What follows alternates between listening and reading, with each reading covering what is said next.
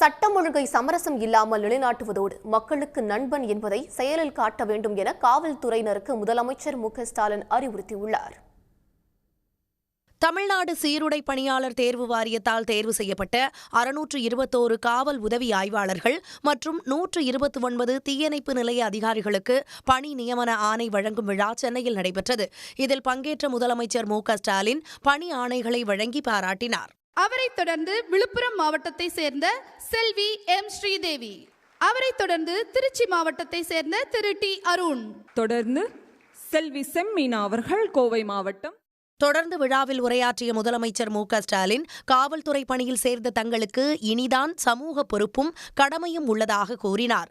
காவல்துறை மீதான நம்பிக்கையில்தான் கடைநிலை மக்கள் வரை சுதந்திரமாக வேலை சென்று வருவதாகவும் காவல்துறை மக்களின் நண்பன் என்பதை சொல்லாக மட்டும் பார்க்காமல் செயலில் காண்பிக்க வேண்டும் என்றும் அவர் அறிவுறுத்தினார்.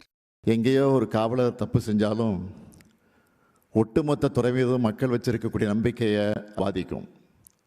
அதை உணர்ந்து நீங்கள் ஒவ்வொருத்தரும் கவனமாக செயல்படுவீங்கன்னு நான் நிச்சயமாக நம்புகிறேன்.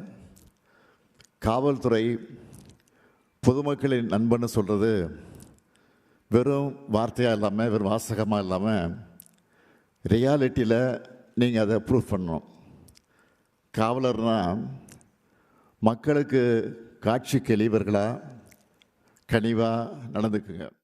புகார் கொடுக்க வருபவர்களிடம் அன்பாக பழகுவதோடு பெண்கள் மற்றும் குழந்தைகள் குறித்த புகாரை கவனமாக கையாள வேண்டும் என்றும் முதலமைச்சர் கேட்டுக்கொண்டார். ஒரு காவலர் நல்லது செய்தால் அந்த துறைக்கே பெருமை என்றும், அதே சமயம் எங்கேயோ ஒரு காவலர் தவறு செய்தாலும் ஒட்டுமொத்த துறையையும் பாதிக்கும் என்பதை உணர்ந்து செயல்பட வேண்டும் என்றும் அவர் அறிவுறுத்தினார். மேலும் போதைப்பொருள் ஒழிப்பில் கவனமாக இருக்க வேண்டும் என்றும் முதலமைச்சர் அறிவுறுத்தினார். உடனுக்குடன் செய்திகளை தெரிந்து கொள்ள சன் நியூஸ் பெல் ஐகானை கிளிக் பண்ணுங்க.